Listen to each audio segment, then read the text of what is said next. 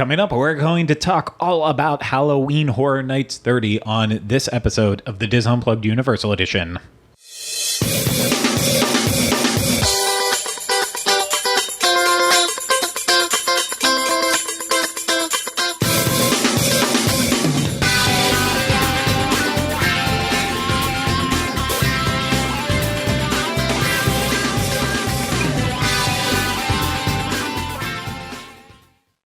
Hello, everyone. Welcome to this week's episode of the DIS Unplugged Universal Edition. I'm your host, Craig Williams, and today I am joined alongside by my co-host, Ryno. Hello. Hello. Welcome to this week's episode. This is a big one. This is the granddaddy of them all. This is the one that you've been waiting for. It is our Halloween Horror Nights 30 breakdown, all about what we thought about the event. I'm very excited to share our thoughts with you because, hey, we really missed being able to do this last year. It's been a long time since we've gotten to go in depth on Halloween Horror Nights. I know, granted, yeah, we talk about it every single week throughout the entire year, but not about the actual experience of being there. So we're going to get to that in a second, but first I need to tell you this is brought to you by Dreams Unlimited Travel. If you like our content, you want to support us, please consider booking your next vacation through Dreams Unlimited Travel. Get a free no obligation quote today at dreamsunlimitedtravel.com. Okay, Halloween Horror Nights 30 kicked off last Friday night on September 3rd, and it was a bit of a short weekend, actually. The event kicked off on Friday night. It was rainy for the start of it, and then Saturday night fared a lot better, but then no Sunday for the event. This first week. There was not one on Sunday. So unfortunately, I wanted to mention that right up front to preface that my thoughts are purely based on the media tour that we got to do, which is an RIP tour, essentially, of the event. We get a little bit of media stuff in the beginning, but we get to go on an RIP tour where we are able to film all of the houses as well, too. I suffered a little bit of an injury a week or so back that my knee is still completely black and blue and makes it very difficult to walk. So I was in so much pain after doing a Ratatouille media event all morning, filming a live stream in the afternoon at our studio, and then also doing Halloween Horror Nights until after 1 a.m. that I did not have enough to go back in on Saturday. I had no fuel in the tanks, and I was exporting videos all day trying to get our videos up from the event. So unfortunately, my experience is all going to boil down to that one single night that I got to be a part of a free tour that also included free alcohol as well, too, which always puts you in a good spirit. So consider that as we're talking about it. I'm not. This isn't a review of the actual tour. This is a review of the houses, which, Ryno and I are both frequent Fear Pass holders that we paid for. Outside Universal didn't give us that. So as we talk about the houses and the event, as we go on throughout the Halloween season, keep in mind our I'm sure our thoughts from this show will change throughout the entire season. So that's why we usually try to recap it right at the end, what our final thoughts were on it. So and part of that with this too is we did not actually, even on that media tour night, we didn't go through one of the scare zones. We missed the Crypt TV scare zone in San Francisco. So I won't have any opinions on that. I'll have to ask Ryno his thoughts about it. And I tried to watch some of Crypt TV and had endless struggles to get through it, so I assume that Ryno is not going to have pleasant things to say about that scare zone. But overall, Ryno, what's your standpoint as of right now after the first weekend being over? What's your standpoint on this year's event, 30th anniversary? I mean, I enjoy it. That's for sure. Okay. Yeah, I wouldn't say it's a bad event at all. I don't think this one will hold quite as special a place in my heart as the 2019 event did, because I was at that event like every night, but I was obsessed with like the Lagoon show and stuff like that year. I think that I will return to this event multiple times, because not only because we have that pass, but also because I want to. That's why I have it wasn't like I bought the pass and we went to the event and then was like, oh no. It was like because we don't get reimbursed for that. That's out of our own pocket. So yeah.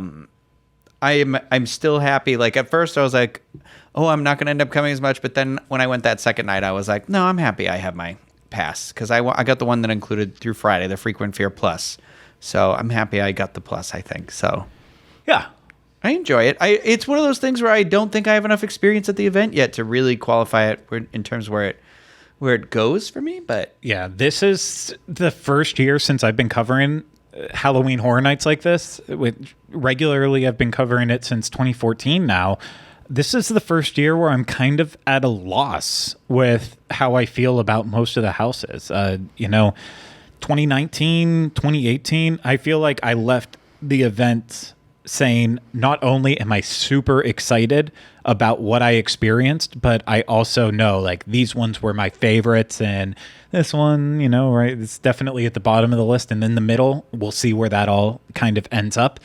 And my standpoint on it as the event, was winding down on Friday night and we were finishing up, I was struggling, and I still am struggling to decide like where I actually stand on most of the event. Like overall, I cannot wait to get back and see more and see some of my favorite houses over and over again.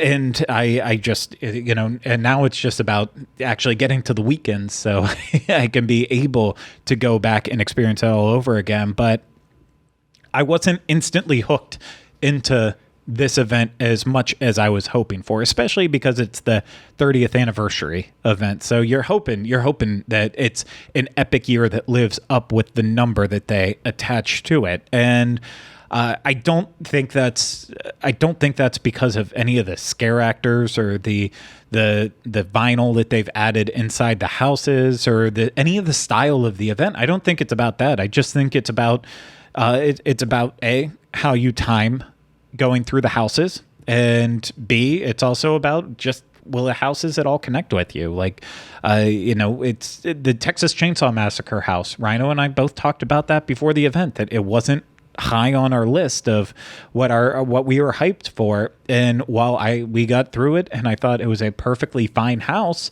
it didn't leave me blown away. It was exactly what I expected from it, and not much more. And it's a house that I will redo again, but I'm not passionate about the Texas Chainsaw Massacre. I'm not a big Leatherface fan.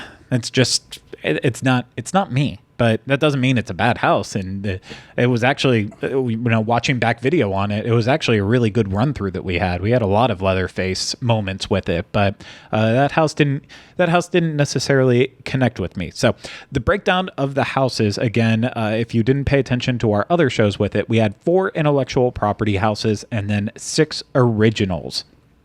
The 4 intellectual property houses were Beetlejuice, which is returning from last year's Halloween event that they put on in 2020, technically only for the 2 days that it was open. Actually, I should say with Beetlejuice, it wasn't part of the full thing, just right there at that last weekend, it was open. And then you have The Haunting of Hill House, the Netflix series that Ryno still hasn't watched a single episode of. No.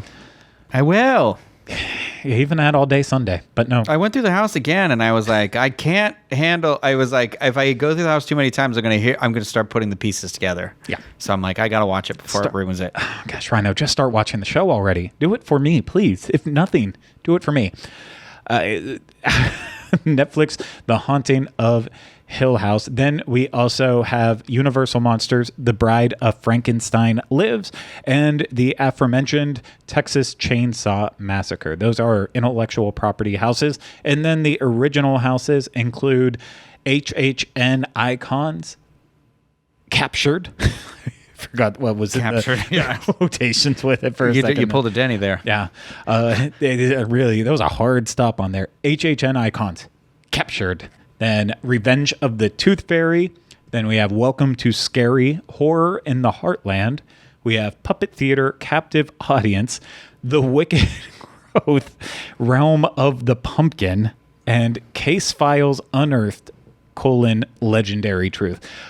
It blows me away that with the exception of Revenge of the Tooth Fairy, every single other original house has a second title to the front of it, which I get, like in the case of having like sequels and sorts, like it's sometimes nice, but like, it's it's just a lot of these names are really long. Yeah, They're I always long. find them to be a little pretentious, to be honest, because it's like, why does everything have to be like blah blah blah?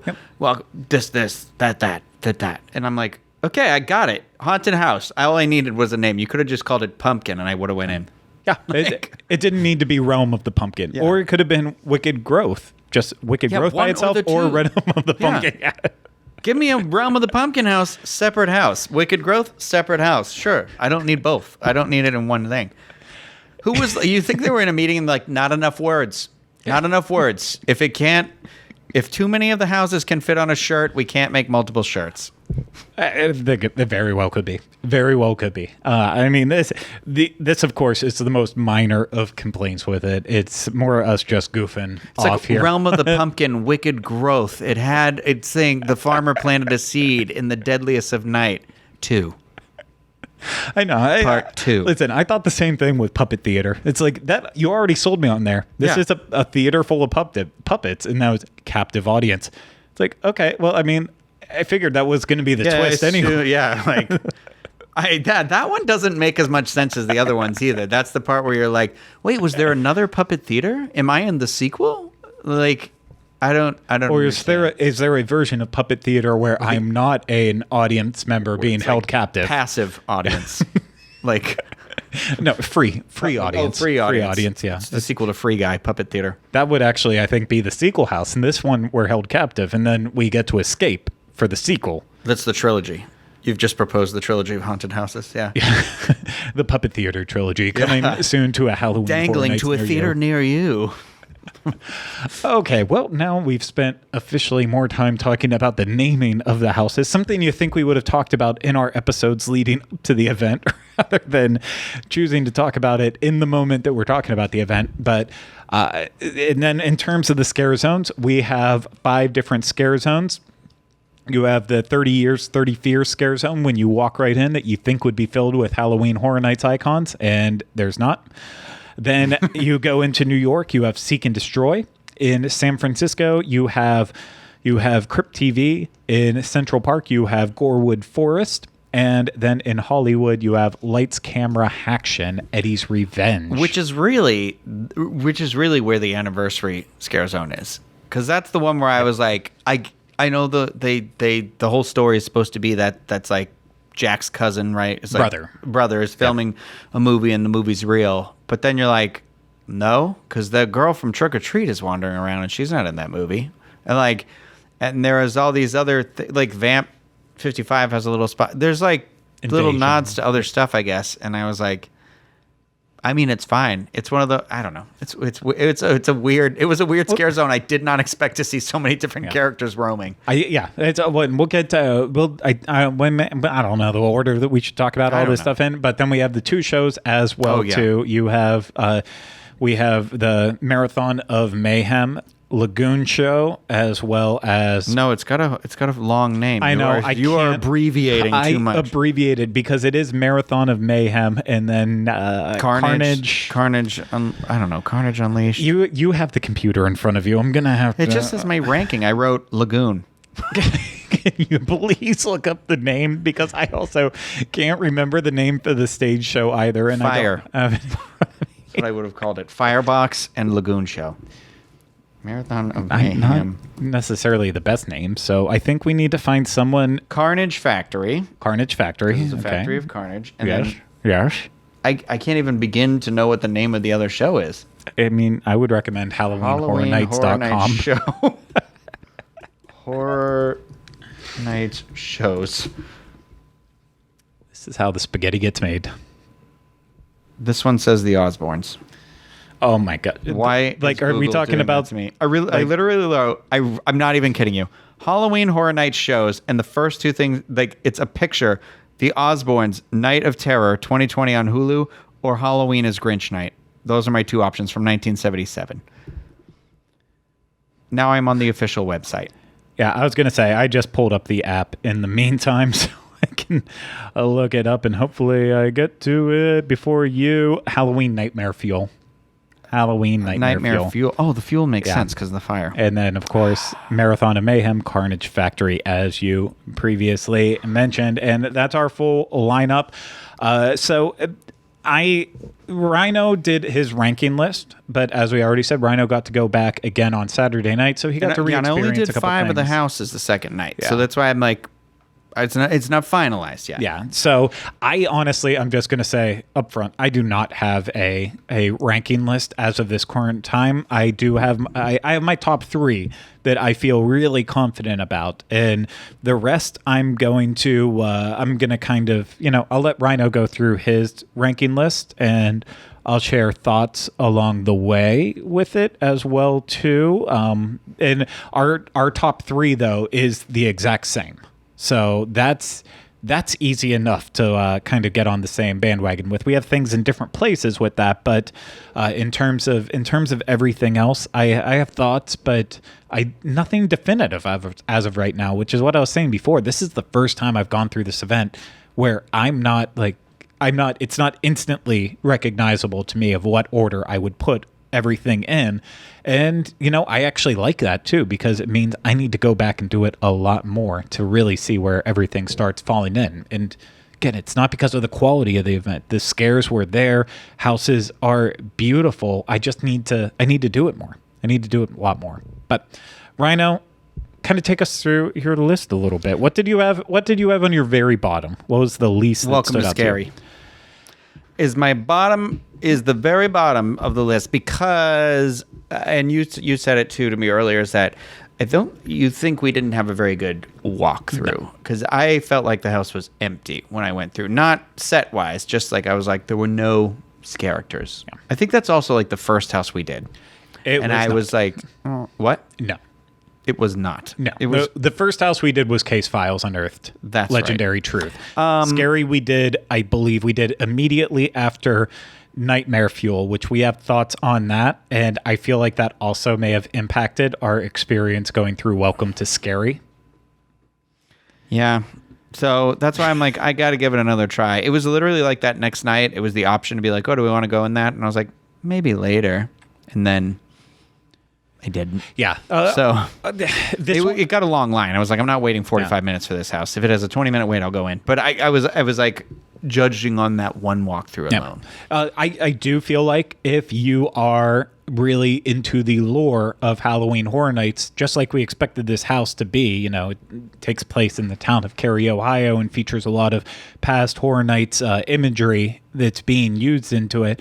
I feel like if you are huge on the background of Halloween Horror Nights, you will get so much out of this house. But it didn't set up the story as much as I was expecting for people that don't know a lot about it. So I feel like I'm half studied on it, but there was still moments in the house where it wasn't quite clicking with me on what it was, and a lot I had to watch back in the video. So Cindy Crane was one of I didn't notice her in the house the first time, but then spotted her. I don't know who that is. That's again, it's like if you don't know the background, then you wouldn't know a lot of these characters and stuff. But I've talked about HR Blood and Guts a lot, and they featured him in a little section where they had the little TV that showed HR But he's in Blood and another Guts. house too. Was he in another house too?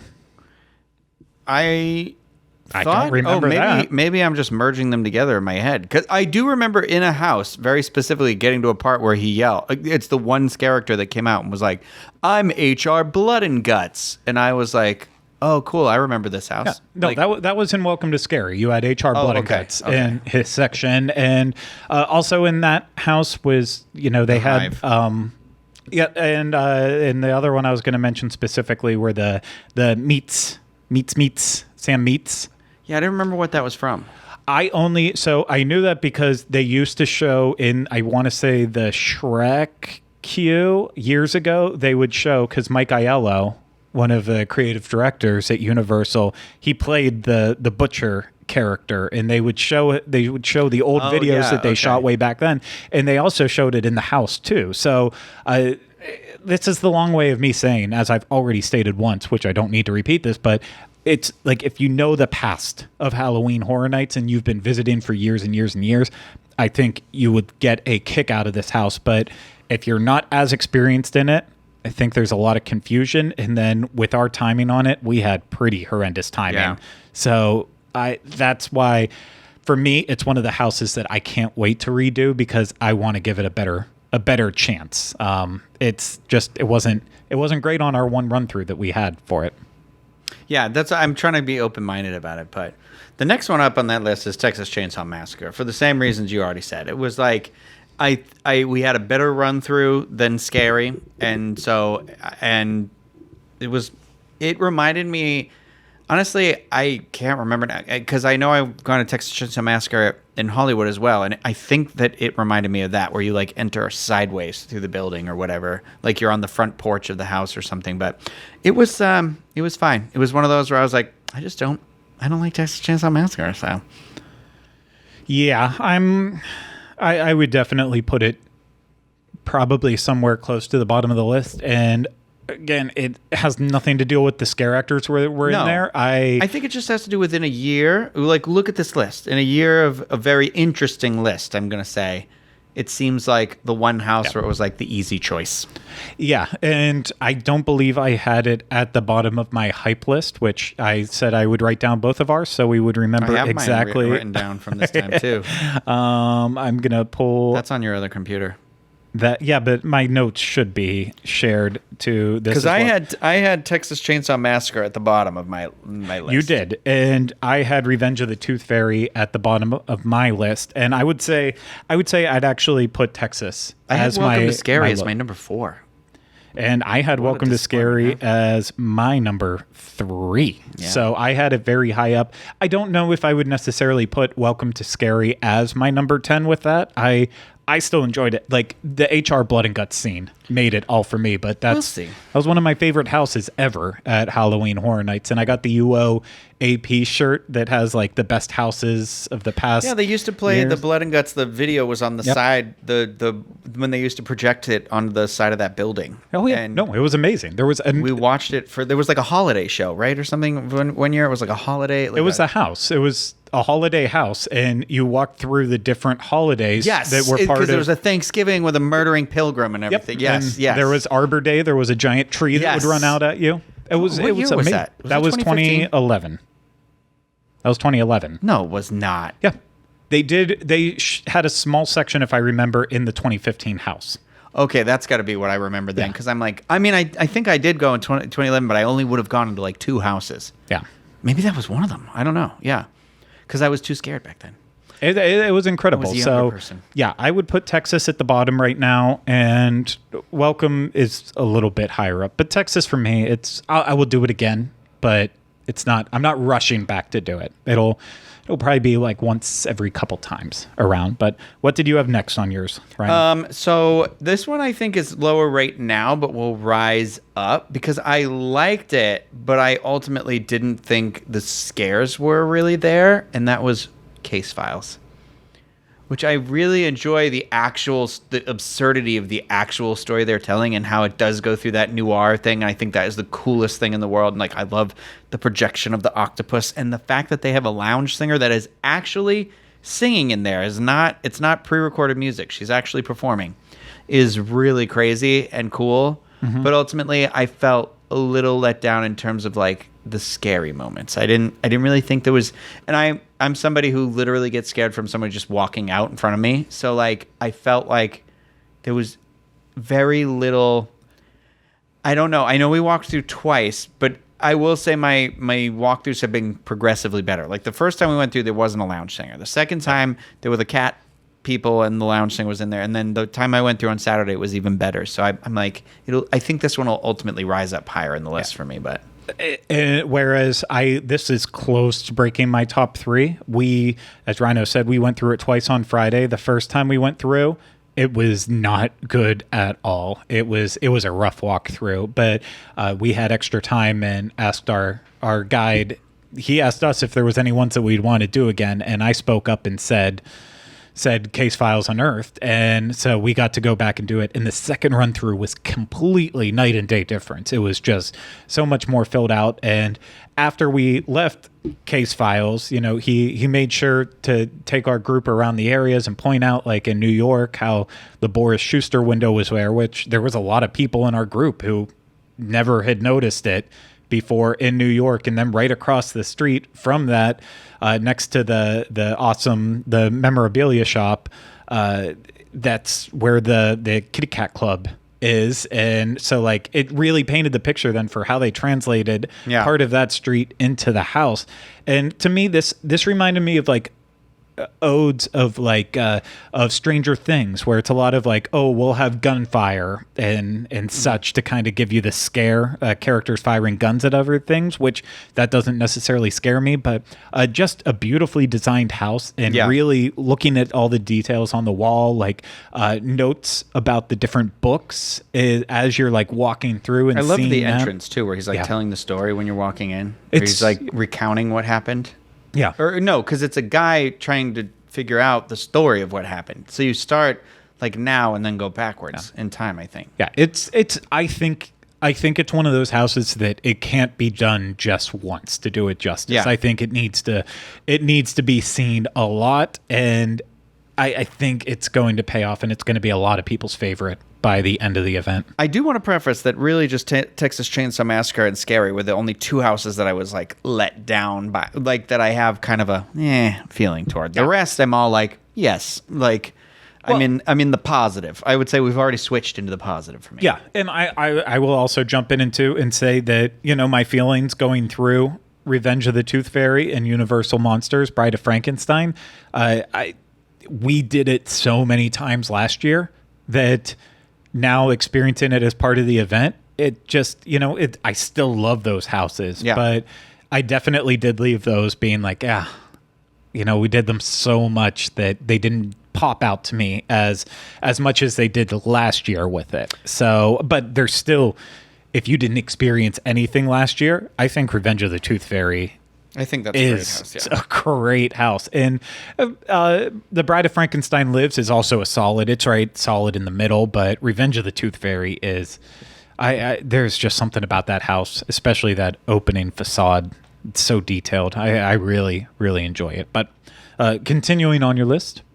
I have Puppet Theater next because I did actually, I think we had a pretty good walkthrough of it and I enjoyed it, but it is ultimately one of those houses where I think there was a couple of things like I really like. There's like little marionettes that are moving by themselves in the house. I think that's cool. And like, I don't know. And I had a good walkthrough the other night of it. So I was like, Puppet Theater, I think I don't know. That one's one where I'm like, I think Case Files is obviously going to rise above that. I just think I made this list actually before I did the event again on Saturday. So this is my Friday night listing. Yeah.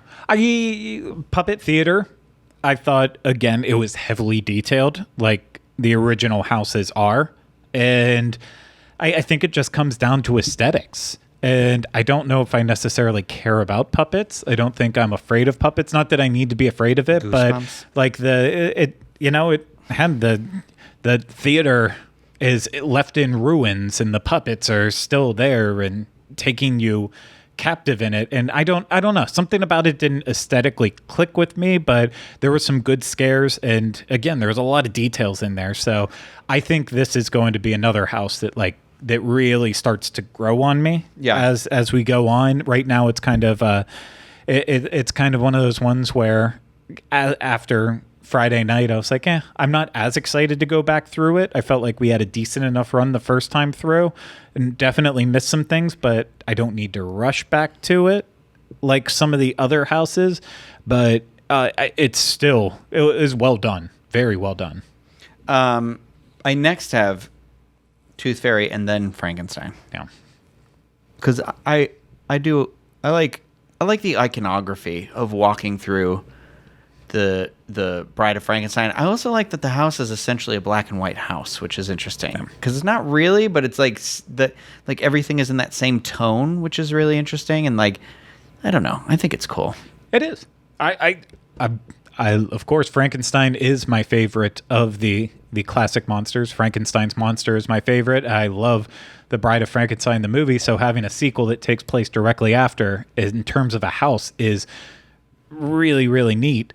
I feel like I had the problems that I had with the house this year were similar to last year. It just felt like they needed more characters inside, and I feel like I that felt like for that Frankenstein. again. Yeah, and I didn't.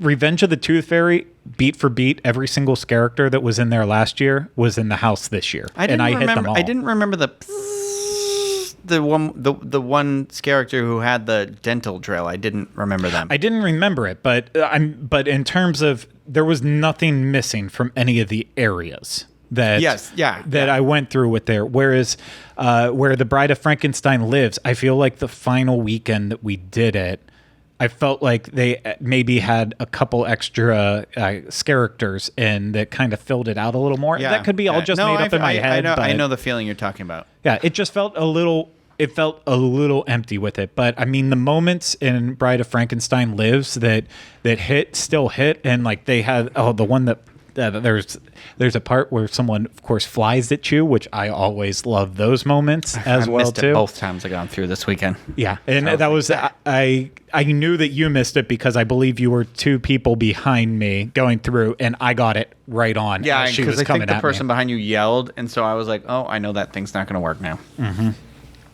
That's always the bummer about it. It was, again, with all of this, our minds will change on these because it all comes down to timing with it. But where are we at? We're bordering on number 4? 2, 3, 4, 5, 6. Yeah. So I am on 4, which is Hill House. And I haven't even seen a single episode of it, but I thought the house was good. I thought it was creepy. I like a house. It was like I knew just enough to be like, okay, I could piece together enough. Like, I mean, it's a house. It's a scary looking house. And I love a house when you enter from the outside and someone's shouting about seeing somebody in a window. And then going through and seeing all the creepy ghosts was cool. And so I didn't really know what to expect. So I was like, I don't know. I thought it was fine, but in no way do I feel like I spoiled anything from the story because I do not know that it was coherently told. It was the house is not coherently told, which I think is fine because really with how the episodes play out, it would be kind of hard to tell the story of the show. Yeah. In the house, it really it starts when things are going wrong, but it kind of takes the moments in the show when things are going wrong, it kind of just blends them all together. So there's ghosts that are popping up that might not even have appearances like in the same moments necessarily as translated in the show. So there's a lot of liberty taken with the house, but you know what? They promised that certain characters and moments would be in the house and they actually did deliver with it. And I know on the Friday night that we went, our walk through this was actually not very well timed at all. We had a rough time going through, and I struggled on this one putting our video together because just saying what was talked about in the press release, not even going into details about the show, like the bent neck lady is such an important part of it in the artwork for the house too. Yeah. And she's literally projected you staring at it the whole time while you're waiting in line. Yeah. And so I'm like, okay, bent neck lady, I know it's going to be big in there. And there was literally I couldn't capture her at all. I got frames of her captured in video really quickly, but it all came down to I didn't really see a lot. And I know there's one part where I wasn't looking up in the right place in that house, but I love that show so much, and I had a certain idea for how the house was going to be translated in my mind, and it didn't do it in that way, but I think it's still really well done. So while it was at number 1 on my list, I don't think it definitely is not going to end the event at number 1, but it's still going to be probably top 5 for me. Yeah. Number 3 for me was Halloween Horror Nights Icons, actually. I thought that was good. That one might end up dropping a little bit lower, I think, in the list for me. I'm not sure yet. But I think that we had a good run through the first time we did it. Well, we did it twice. Yes. And I think it was the second run through. Maybe it was good. Well, one of them was good. But I even not being fully invested in Halloween Horror Nights Icons or anything like that, I loved the director's part of the house. Like I loved when there's a part in the house where you go and there's a guy at a candy counter and he like right up like points and reaches and then like that's what the usher. Then that's the usher. Yeah. Okay, and then you're in the movie theater and he's like stabbing the guy who's talking during the movie or whatever. And his flashlight. Yeah, and I was like, I loved that, and I loved how much it smelled like popcorn in there. But one of my favorite little nods is the posters because there's the Yeti, the Yeti posters on there, and then. I liked the director scene too because it was creepy. Where he has got the camera and flashes you with the light, and then I love the idea that the ending changes based on who is sitting in the throne. Well, I've only seen the director, so I haven't seen anybody else sitting up there. But it was cool because we were filming him and him doing this thing to us while we were filming, and I was like, oh, that was fun. He was framing us up, and I watched, where. You never know who you're going to get with the ending moment. Someone is always going to be different on the throne. We literally went back to back within minutes of each of our times through, so they didn't have a cast change in between. So it was the director both times. But I saw other people's other groups that were there. I watched their videos on as well too to see what they saw inside the houses. Just because I always like to compare versus our experience through. Because they really split up our groups a lot differently this year. Usually it's like everyone who wants to film video inside the house is all stuck together in one group. But this year, everything was so spread out that we all got such different experiences. And it's been cool to kind of watch what everyone else got. But, I saw, I did see like some people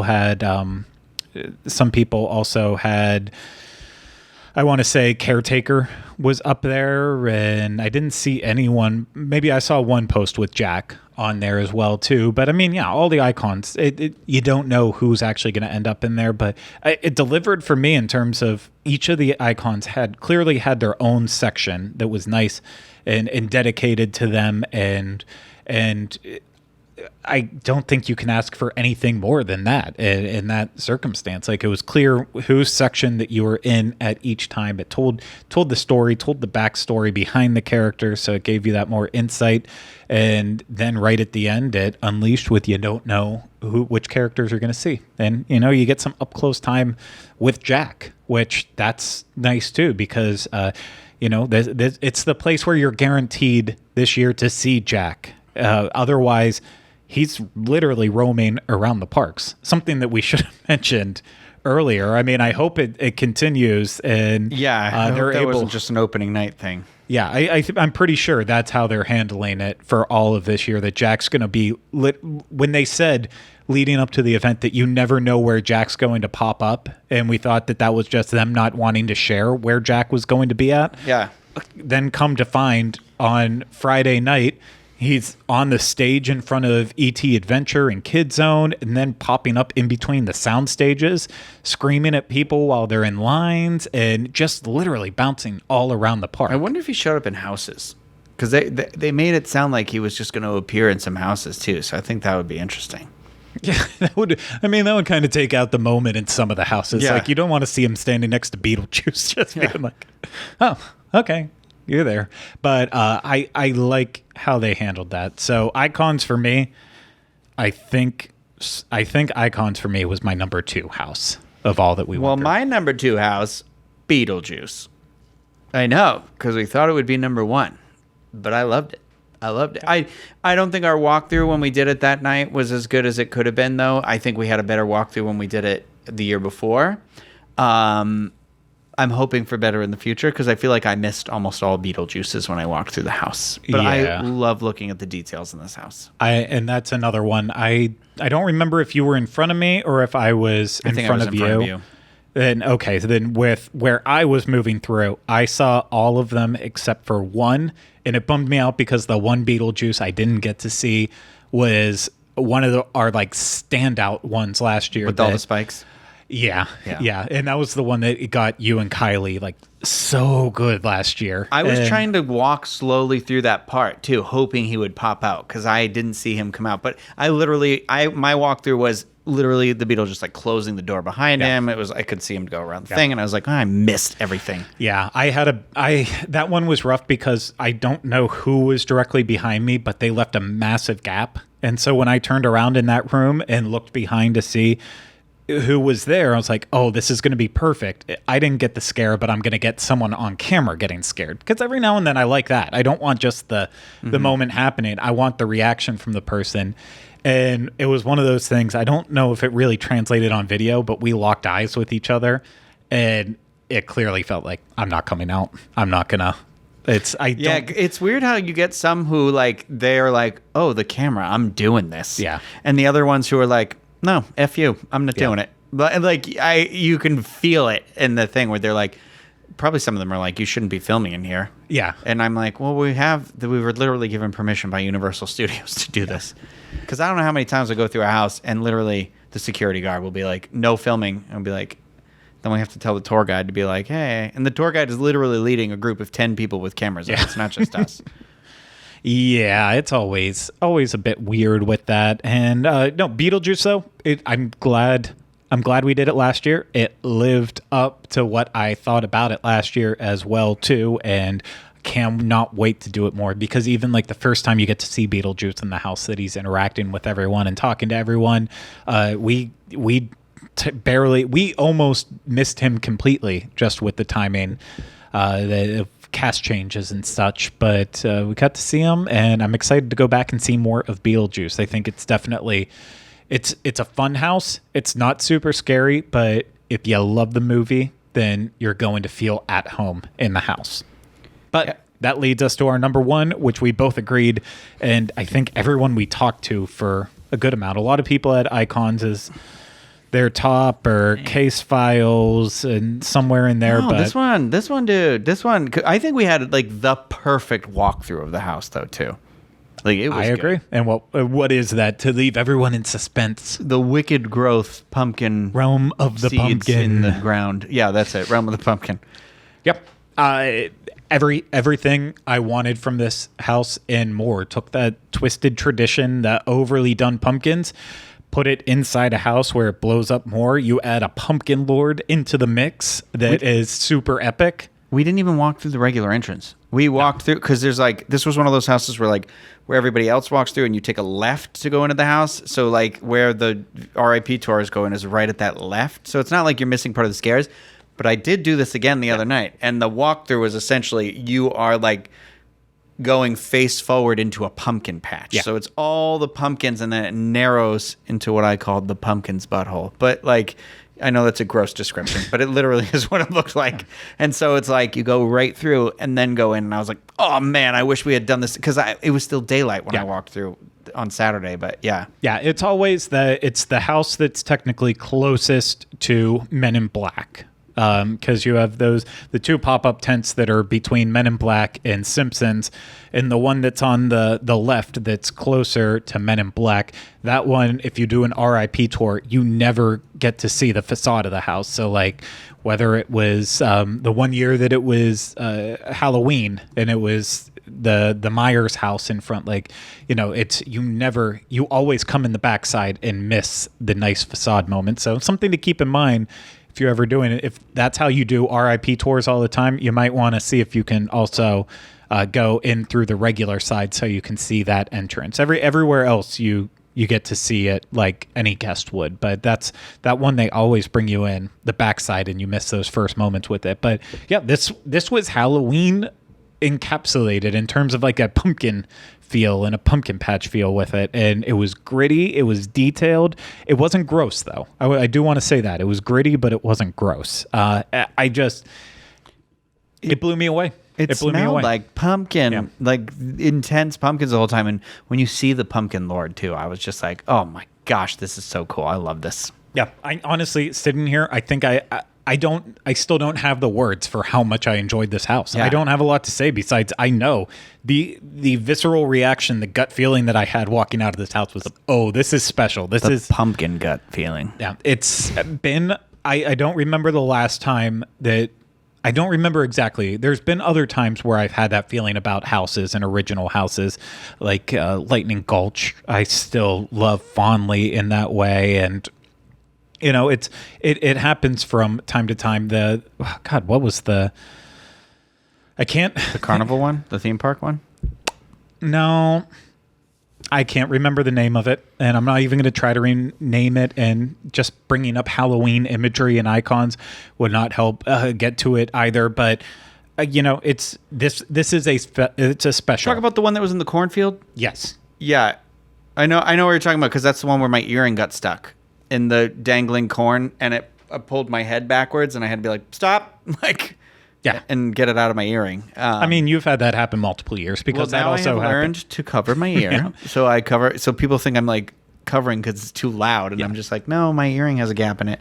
Yeah, because that also happened to you in Tomb of the Ancients.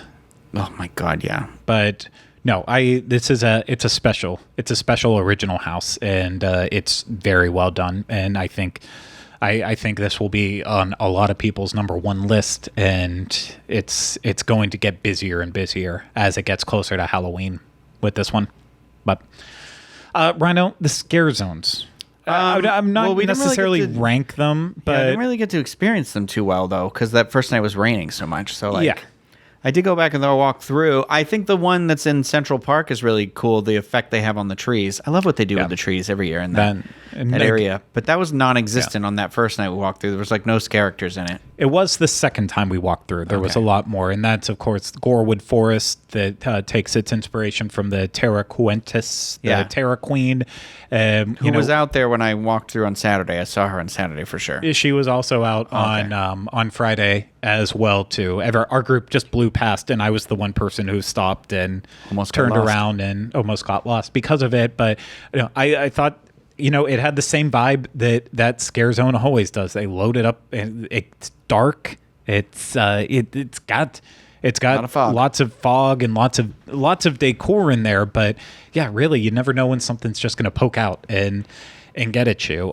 My favorite Scare Zone, honestly, I loved Lights, Camera, Action, Eddie's Revenge, because it did pull in a lot of those older scare zones that we know from past events, and it really it did feel like it felt like the tribute to past Halloween Horror Nights event, and I loved it. And the characters were really roaming through there very well, and making sure that they were trying to scare as much as possible. There was a lot there, but I loved Seek and Destroy. That's the alien one in Hollywood, right? Inside New York, yeah. New York, sorry, yeah. I actually, it's weird. I don't even know why I like it. It's just it's so weird. It's so bizarre. The costumes are weird. I don't understand the story, but I was like, I just kind of love this aesthetic that they've done here. It's so bizarre. Oh yeah, no, I don't understand a single thing that was happening in there, but it's like, it is that like Daft Punk kind of it's like cyber post-apocalyptic nightmare. I don't know. It's cool. It was just, and again, it was very much, while the costume design in this section leaves a lot to be desired, because it is just a bunch of people wearing their costumes and helmets walking around, it's not as enveloping as it is in Eddie's Revenge over in Hollywood, seeing all the different costumes and different takes in there. But there were so many characters in here when we were going through, and chainsaws as well, keeping it all hyped up. I know some people just weren't really pleasantly surprised by this, but I thought it was fun. I enjoyed walking through there. It was the one that was hardest for me to walk out, because every time I turned my camera somewhere else, I was like, oh no, I need to follow that person because they're doing a really good job at scaring people, and then I want to follow that one. And I enjoyed that a lot. And I mentioned the 30 Years, 30 Fears scare zone when you walk into Universal Studios Florida. That's the one that is between Despicable Me as well as Shrek. And I don't know. It's a great photo op when you come in, and it gets you pumped up because there's fire and you see the arch that says Halloween Horror Nights. But it's just something you pass through to get into the event, really, in my opinion. And Crypt TV, Ryno, what'd you think? Yeah, that's fine. That's where Zone has become weird, because it's like everybody's up on a stanchion or like a platform, and it's just like little vignettes of things. So I was like, I think that's their idea to help with congestion, is to not have people like literally roaming, to have more of that to keep people away from them. And it's fine. Yeah. It's fine. now watching the show, a little bit of the show, I could not make it through many episodes. I watched a handful, so I've seen some of the monsters, so I will appreciate seeing them at Halloween Horror Nights, but I don't, there was nothing when I was watching them. I wasn't saying like, oh my gosh, you know what I need? I need a house that takes vignettes of all these moments and puts them together. I didn't feel that way at all about it. So I don't know. It's kind of a bummer. We didn't mention the two Lagoon shows, the two shows yet. We didn't. That's the last thing on the list with it. And with that, again, we have Marathon of Mayhem, Carnage Factory, the Lagoon show, as well as Nightmare Fuel. What's the full name again? Halloween Nightmare Fuel? Horror Nightmare Fuel? Horror Nightmare Fuel? Something? I'll get that name. Tell me your thoughts. The Lagoon show, I would be like, it's not bad. I mean, I don't know. It's not for me. It's not for, last year, like it resonated with me in such a way where like I just loved the music. I basically loved all the properties represented in it. It was fun. But last year it was supposed to be this like sleepover, kid sleepover kind of feel to it or whatever. When you were a little kid and you watched a movie you weren't supposed to, like, and I loved the soundtrack so much last year. This one is much more returned to that, like, I don't want to say Rob Zombie, like, but that like fire and metal sound that like saws fire, metal, dark, like that sort of a thing. That's the vibe I feel like for this year. And so like, it's fine. I respect that because that is historically, like, feel like some of the Halloween Horror Nights feel to it, but it's not a thing I'm going to go out of the way to watch again. Whereas last time I was there, like every night I was there, I would go over to watch the Lagoon show. It was a must. Like, and so, it's whatever. The other show, the Nightmare Fuel show, though, was essentially that same show from last year, but so much less of it. It was mostly fire twirlers and aerialists. Not just aerialists. Okay. What was aerialists? You said areola. Areola. Aerialist. I want to stop you on that one, though. It's different from Academy of Villains.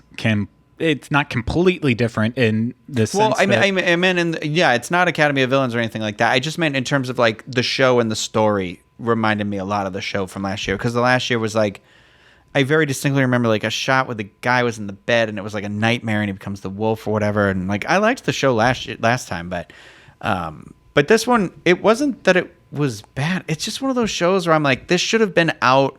If you could rip the stadium seats out and just have them perform the show and have people like walk up and stand and watch it, I think that would be a more optimum. Like, it involved too much time in the process of trying to get in to see it, watch it, and go. To me, it's a stand and watch show. It's not a sit and watch it. I'm not trying to discount anybody's talent either. Like, the people who did it are clearly very talented. Oh, no, the aerialists, my wife and I have a friend who does aerialist work, and I know how much effort and risk that they put into it.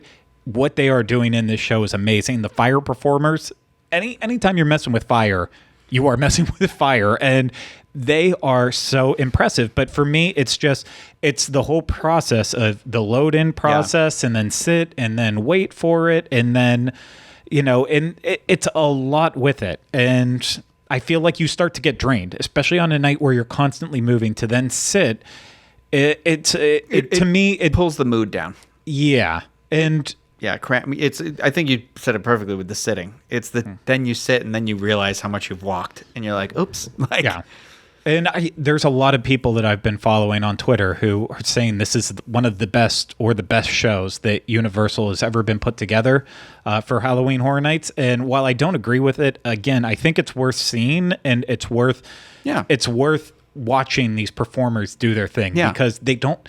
When you're a fire performer, an aerialist, you don't have a lot of opportunities to show off your craft. And so if we can keep having them work every year in a way, I will support watching it. But to me, I wish there was a better way to do these shows. That I know it's hard, because you could also, without congesting things and crowding people up too much, you can only have so many people stand and watch a stage. But well, it's just one of those where it's like, I think it's worth seeing, but it's not an every night thing for me, obviously. And like, it's like what you said, like I ended up having to go to the bathroom. Like, I asked the guy, like, right when we sat down, I'm like, can I go and come back in? And they were like, no. And I was like, okay. I was like, how long is the show? And like, then I'm like, okay, what's this long? And I'm like, all right, it'll be fine. But then I'm stuck at the end because you can't get out. And we were toward the top of the stadium. So I was just like, this is my nightmare now. I will say, though, there's 2 illusions in it that were very well done that I loved. And I was bummed. You're not allowed to do photos or videos inside the show. We were allowed to do stuff because we were there with media, but only for that night. I was bummed because one of the illusions, the person sitting in front of me, I should have moved seats. He was so tall and he was sitting straight up. And so it blocked one of them. And I was like, oh, I remember one of them. I can't remember the other one. Well, the first one was in the bed? They both were. They both were. I remember the one at the end. Yeah. And the one in the beginning, I think you were also probably blocked by the person who was in front of me. I caught the right side of it, and I'm not including it in anything because it's not a clear shot of it, but it was cool. It was cool. I'll tell you off air what it was. But for the Lagoon show, I'll just mention my thoughts on this. I feel the same way about it as Halloween Nightmare Fuel. I will probably go see it once a week, maybe once every other week throughout the season. But yeah, for me, I loved the feel of the show and the music with it, but it didn't have that same hook as Ryno mentioned. I didn't think it did the projections as good either on the back walls. I didn't think they served it as much as like when the Ghostbuster, like when it became the firehouse and the Ghostbusters went across the back and stuff. I just don't remember as much happening in terms of that. So maybe I just do need to see it again. Yeah, I think it also with the show, it just comes down to what properties resonate more with you. That's part and of it too. With this one, icons, monsters in there. It's a different show than the last one, and I think last time around it was a little bit more catchier, but that to me doesn't take away from this show. I still like the show, but to me, it really isn't. Like the last time around, it was, I know I'm only going to have a limited time to see this show. It's probably never going to be back again. And with this one, when Halloween Horror Nights ends and I never see it again, I'm still going to go back and be like, yeah, you remember the show in 2019. So yeah, I like them both. It's just in terms, I hate having to do the comparison. If this was the first year we were having this show, I would be saying like, oh my gosh, you cannot miss this. But it is just knowing what we had in 2019 that a lot of that clicked with me a little bit more in the music. It's the comparison has to be drawn because it's the last thing you compare it to. Just like back in the years when we would compare Bill and Ted to the previous years. Just what you do. It's what you do. But that's our overall takes on Halloween Horror Nights 30. I know we're going to talk a lot about it through Halloween season, but that's just our take after the first weekend, and we will continue updating you more as we go along with our full thoughts on it. Universal, if you're watching or listening to this, thank you so much for having us out so we can experience the event, and we will see you more and more as we get closer to Halloween. But that's going to do it for this week's episode of the DIS Unplugged Universal Edition. Remember, if you enjoyed this show and you're watching on YouTube, please hit the thumbs up, subscribe to the channel, and make sure you're leaving comments, questions, and video suggestions in the comment section. And if you're listening to the DIS Unplugged Universal Edition, please make sure that you are subscribed wherever you listen to podcasts and that you are leaving us 5-star ratings and reviews if you enjoy the show on Apple Podcasts. And also, if you want to support us further, please consider booking your next vacation to Universal Orlando and Halloween Horror Nights through Dreams Unlimited Travel. So get that free no obligation quote today at dreamsunlimitedtravel.com. But that's it for us this week. Hope you enjoyed it, and we'll see you again next week with another episode of the DIS Unplugged Universal Edition. But until then, remember, we still haven't changed the name.